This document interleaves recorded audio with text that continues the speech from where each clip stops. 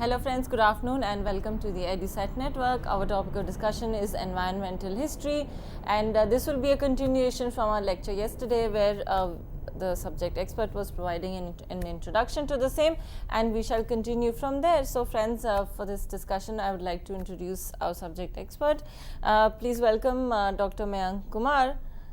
Thank you for coming, sir. Dr. Mayank Kumar is Associate Professor, Satyavati College, Evening, University of Delhi. So, without much ado, I would request sir to begin the lecture. Thank you, coming, sir. And good afternoon to everybody. Let me begin from what we were discussing yesterday. Yesterday I was trying to argue that we must distinguish between history of environment and environmental history. And in that sense, and in this context, I was trying to suggest that it is the centrality of humans which makes environmental history. History of environment includes several other things, but when we discuss environmental history, we specifically say when we are dealing with the humans. This becomes all the more important simply because when we place humans at the center, then we try to examine the role, influences, impact of environmental factors on human activity, on human society, and how humans have been adapting to, changing according to the changes in the environment. So, this process, this continuous negotiation between humans and environment is basically core of environmental history. This examination is also important to understand if there are changes in the environment which are imminent, then how are we going to negotiate with that? How are we going to adapt to those changes? In that sense, it is also important for us to learn lessons from the past. As an environmental historian, we have been focusing on areas beginning from say beginning of agriculture till the modern times. But as we were discussing yesterday, the focus has been unfortunately on modern India or modern period, post-industrial phase. What are the reasons I was trying to discuss yesterday when I cited Richard Grove's article, in what ways the greater integration of globe with the geographical discoveries and with the coming of Europeans in various parts, the discovery of New World, all those created a kind of knowledge network which enabled humans to document nature. And against that documentation, nature has been examined, environment has been examined. One more thing before we proceed further, we must understand that when we discuss environmental history, though at times it has been classified in terms of ancient, medieval, modern, but this does not hold true for environmental history. Environment cuts across this artificial division of history into ancient, medieval or modern. There are environmental factors which are coming from ancient times, which continues till modern time. There are variations, so which are, but all these variations cannot be examined, segregated in terms of ancient, medieval or modern. I have discussed this in the slide, so we will come to know about that as well. But at the moment, what I was trying to suggest is that this artificial division of ancient, medieval, modern has been negated by environmental historians. In this connection, I was also discussing that environmentalism has also played very important role. Concern for environment, movement for environment, all these have been shaping the future, the contours of environmental history. But before I venture into that trend of environmental history, let me remind that there has been a continuous interaction in terms of examining the role of geography while explaining historical processes. And in that context, French School of Historiography, Annales School has been playing very important role. The beginning of Annales School can be traced in the beginning of 20th century, around 1910s and 1920s, and it continues till today. Annales School was very important in the sense that they shifted focus of historian from political factors, from economic factors, from social factors to the role of geography. They greatly emphasized role of geography. In what ways geographical factor has been influencing human society, human understanding of environment and their adaptation to the geographical conditions. They have been also examining the role played by climate. Before the whole notion of whole problem of global warming came into picture, even before that, historians of Annales School had started examining history of climate. They were trying to examine in what ways climate has been fluctuating or changing and how societies have been meeting those changes, how they have been mitigating those changes, or how they have modified their livelihood pattern in response to climate changes. These examinations were also correlated with the history of the crops pattern during these times of climatic fluctuations, which means agriculture was also being examined. Agriculture not as a revenue resource, that was consideration of economic historians. Agriculture as a crop pattern, how it is growing, how it is being influenced by climatic factors, how it is being influenced by geographical factors, and in what ways humans have been modifying it, changing it, using various kind of methods to enhance the productivity, which means agriculture was also being taken care in terms of its environmental understanding. To examine environment, to examine the crop pattern, the historians were also forced to examine the variety of soils, the type of soils, what kind of production were they sustaining, how these kind of soils can be useful for different kind of cropping patterns. In what ways can we modify or introduce new kind of crops in the particular kind of soils, which means environmental historians, to examine the society, were examining the agrarian production processes in terms of its environmental conditionings, which means the environment's domain was being expanded and historians were taking cognizance of that, especially particularly Annales School. Another very important, very significant contribution of Annales School, though they do not claim them to be environmental historian, but an important contribution of environmental historian Annales Schools has been that they were examining pre-industrial age. As we were discussing yesterday, it is the documentation which is visible.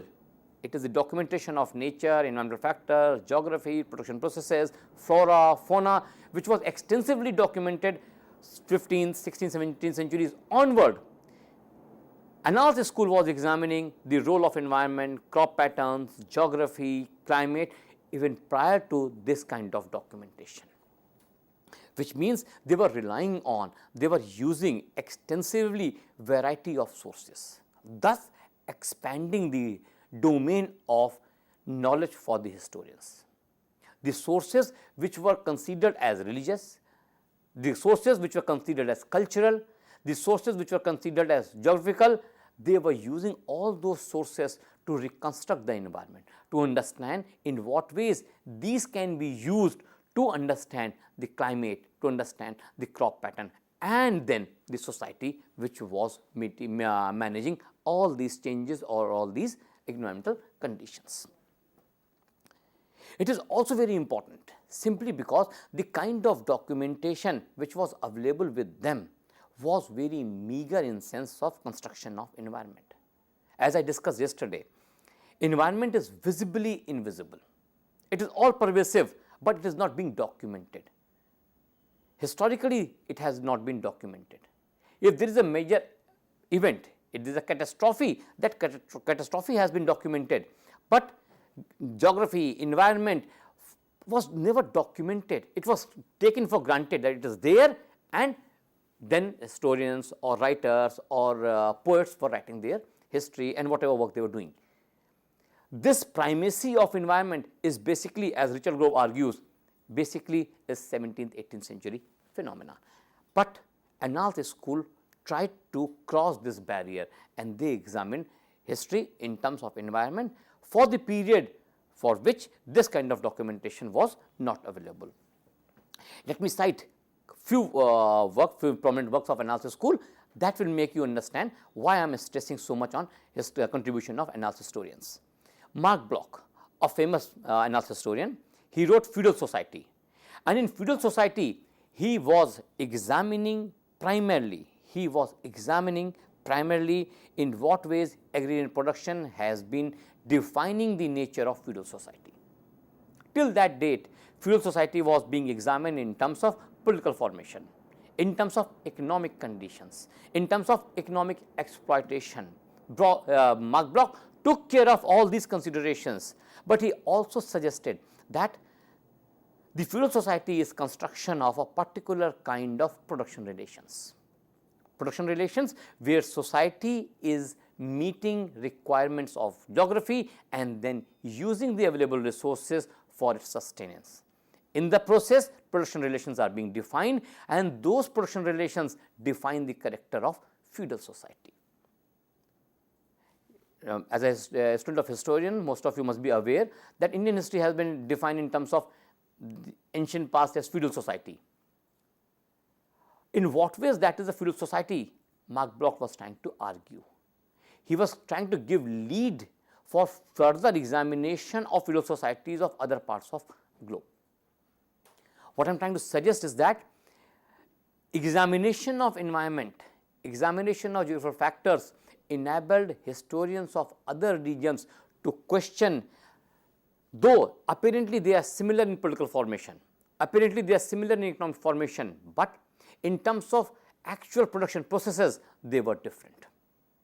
For example, the feudalism in Europe was usually, when transported to India, was termed as Indian feudalism.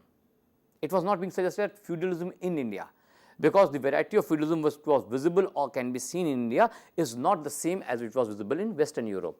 So, it was termed as Indian feudalism. Professor Harbans Mukhya, who used to teach in Jawaharlal Nehru University, he in one of the classical essay argued that though this is a formulation which has been proposed, but if we examine production processes, if we examine agrarian production and its process of production and its process of extraction, then we will understand that Indian society cannot be termed as feudal in any manner. Unlike feudal societies of Western Europe, where production process was managed by, influenced by, controlled by the feudal lords, in Indian society it was not the case. In Indian case, peasantry was free to cultivate whatever they wanted to cultivate. It was only a share of the produce in which feudal lords were interested. So, by examining agrarian processes, the character of Indian society in terms of feudal or not was questioned and modified. That is what the significance of environmental historians have been. Professor Mukhya never called himself as an environmental historian, but now we can say that he was examining, giving primacy to environmental factors and then suggesting that in what ways that different environment of Europe vis-a-vis India has generated a different kind of negotiation. That is why in India it cannot be termed as feudalism at all. The primary argument which was suggested by Professor Mukhya was that the seed yield ratio in classical Western Europe was simply 1:2.5. If you sow a seed, if you sow 1 kg of wheat, you will get 2.5 kg of wheat. Whereas in India, usually if you sow 1 kg of wheat, you will get 16 to 32 kg of wheat, and that too twice in a year. Unlike Europe, where you get only one crop in the beginning, in the 4th, 5th century, in India you were getting at least 2 crops, and in more fertile regions, more better placed in terms of water, you were getting 3 crops a year. With such high productivity, the production relations were different, which meant we must understand that environment was playing very crucial role when we examine, when we understand any particular society. Let me extend that in terms of another writing of Annales School, Emmanuel Leroy Ladurie. The classic book which he wrote is Times of Feast, Times of Famine, a history of climate since the year 1000, AD. He was writing history of climate not in terms of temperature, not in terms of precipitation, but in terms of overall climate. And then he is terming this phase as, at times there are times of feast, at times there are times of famine, and it is a recurring regular feature. If climate is favorable, then it is a time of feast. If it's a climate is unfavorable, then it is time of famine. Which means the famines, though they are natural factor, but how these famines were influencing the social formations were being examined by Laduri. The sources which he was using, that are excellent exposition how environmental historian needs to work. In classical Western Europe, the church used to collect taxes or tithe or the offerings from the peasantry. These offerings were recorded in church registers. So, the date and time and the amount of offering were kept in a record. These records were used by Laduri to examine climatic fluctuations. If climate has been good, if the weather has been as it should be, then at appropriate time the church will get their due. The church will get in due amount. But if there is any fluctuation, then the date of that will be later or earlier, and the amount will be proportionately reduced. So, by examining these records, Laduri was able to reconstruct history of climate since 1000. It is important for us simply because as a historian, now we can say that environment as a factor was playing such a crucial role that at times society treated this as a feast, and at times society was forced to face the hardship of famine. So, these kind of examinations have been very important in Annales School. Let me extend that by examining another historian of Annales School. It is Ferdinand Braudel. The classic book which he wrote is Mediterranean and the Mediterranean World in the Age of Philip II. He was writing history of an ocean, Mediterranean. He is not writing history of Philip II. It is classic departure from histories which were being written till that time. He is suggesting that we must examine the geographical formation, how Mediterranean Sea has been playing an important role in shaping the history of areas surrounding it, be it Europe, be it part of Asia, be it part of Africa. All this is being influenced by one common factor, and that is Mediterranean. As a conventional historians, we were centered on history of kings, history of social formations, later on history of gender. Here, Braudel placed an inanimate object as center of his study, Mediterranean. We must examine how Mediterranean was influencing social formations in Italy, in Greece, in Levant area, Egypt, in the Northern America, Africa. The central features which is connecting all of them is basically Mediterranean. And he is not examining, please understand, he is not examining history of North Africa, either history of Egypt or history of Levant or history of Greece or history of Italy or history of Portugal, history of Spain. He is examining history of an ocean in particular time frame and then suggesting that it is viable to examine history in these terms as well. This is very significant, and this predates Industrial Revolution.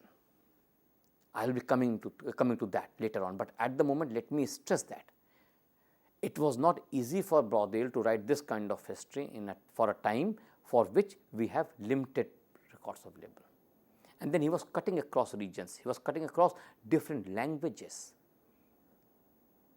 because all these societies are speaking different languages, and he was using sources of all these areas to construct the history of an ocean.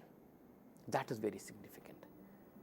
This contribution of Annales School has made all the historians across the globe realize the importance, the centrality, the significance of environment and environmental factors.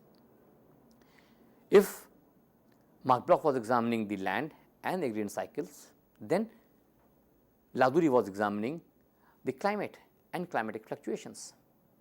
Then Brodel is examining the oceans, how oceans have been defining the historical processes of societies in and around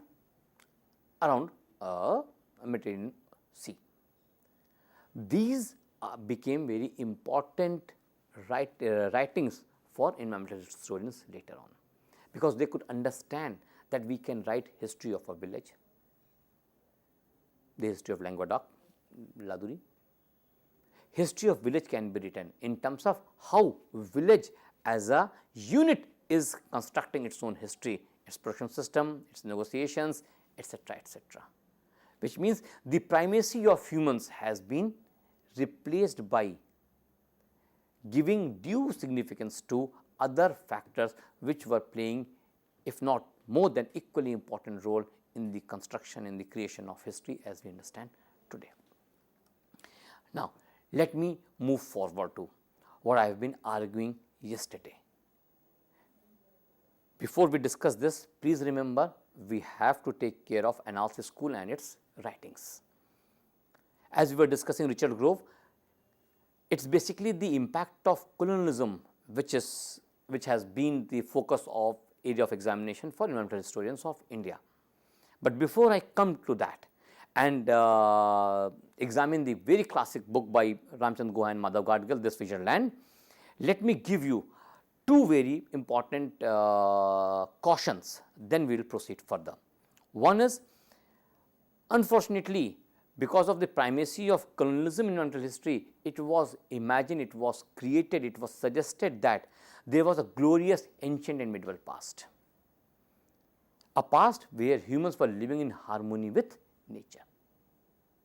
What do we mean by harmony? That was not being defined. This harmony was broken by colonialism is the other argument, is a assumption on which early historians of environmental history of India were working on. Why is it so? That I will later on examine. Grove has argued, and we must also understand that Industrial Revolution played very important role in modifying human nature interactions. While doing so, what was important is that they transformed the conventional methods of negotiations and they replaced with a new exploitative methods of negotiations. In the process, we must also understand that with the geographical discoveries, with the Industrial Revolution, the whole globe became one. Now, natural resources of one region can be exploited for the benefit of natural resources of for the benefit of economy of other areas. This global integration has, difficult to say fortunate or unfortunate, but these global connectivity has led to exploitation of natural resources of various parts of globe. Now, no part of globe is left untouched. The only exception till date is Antarctica, and I am not sure how long will that be able to sustain. The growing need for resources has been forcing exploitation of resources all across globe. I will examine this in a little bit more detail, so that you will be able to understand why it is important to understand this, and then the difference and difficulties which are being faced by environmental historians who work on areas and time frame prior to this. Industrial Revolution, as I was discussing yesterday, is basically replacement of biotic source of energy with the abiotic source of energy, and now machine started working 24 hours, 7 days a week. In that process, in that situation, what was happening is that the natural resources were being drained from other regions. That is the phase when Europe was colonizing different parts of globe. They had already discovered New World. They were controlling South America as well as North America. Though by 1776, North America had declared its independence, and later on even the South America, the countries of South America declared independence.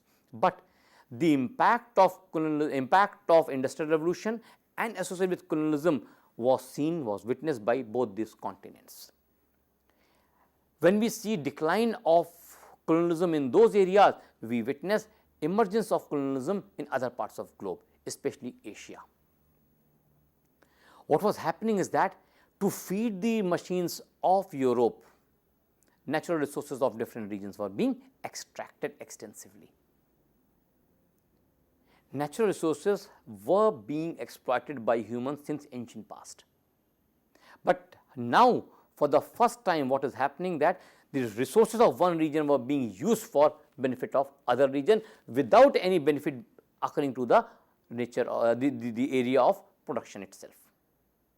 That is what colonialism is, that exploiting resources of one country for the benefit of mother country.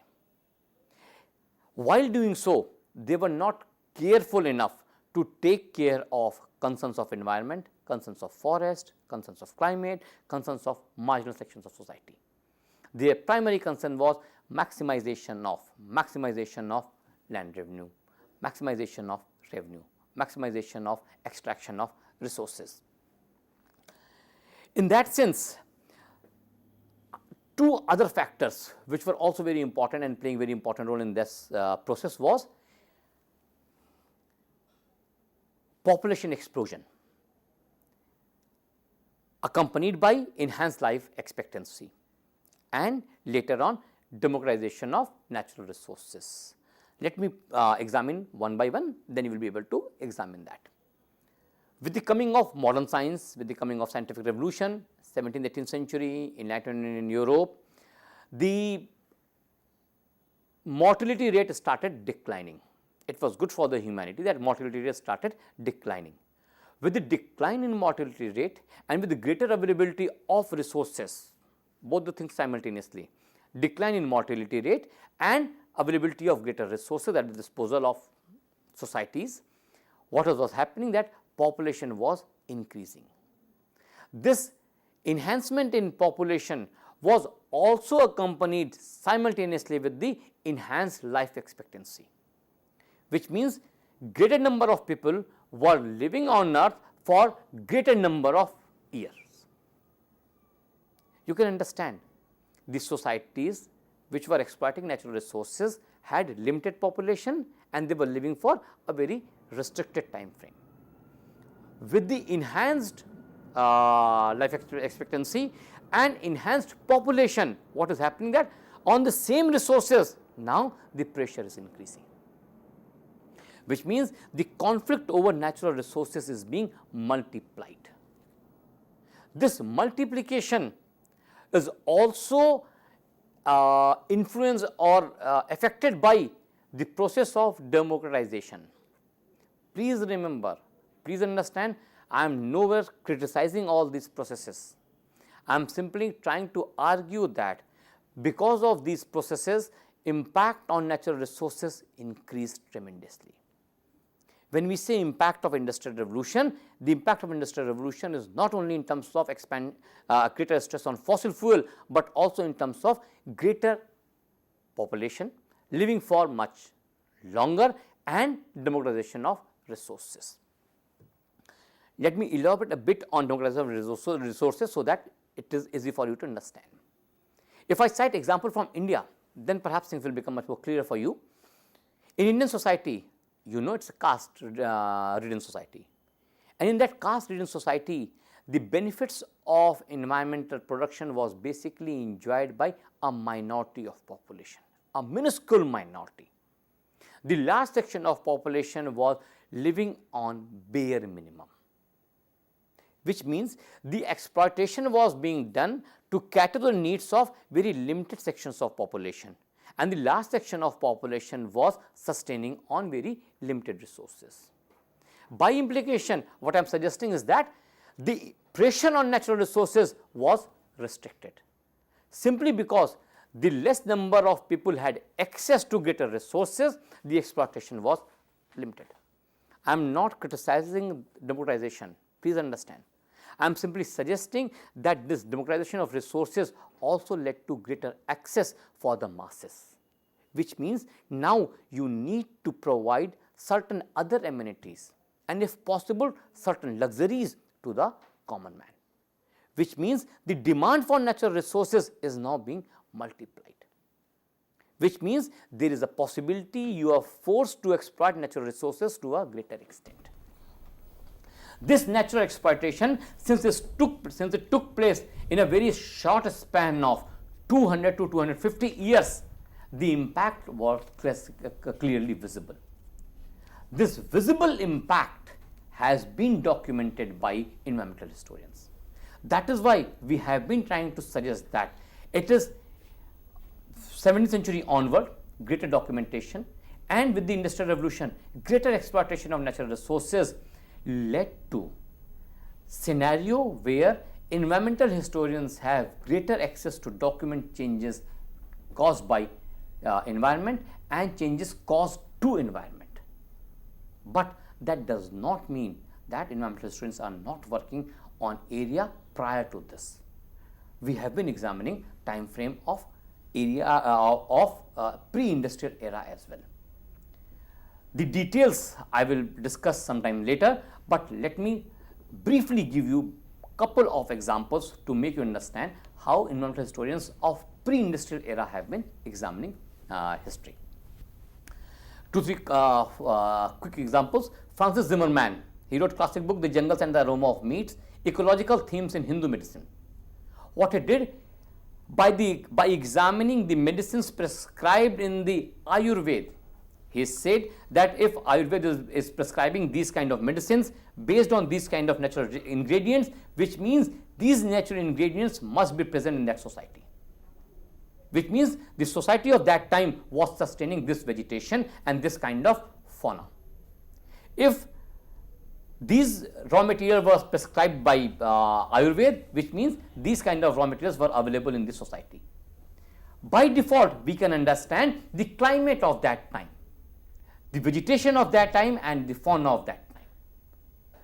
Using a very different treatise which was written for medical purposes, Zimmerman was trying to suggest that we can read the ecology of that time as understood by practitioners of Ayurveda.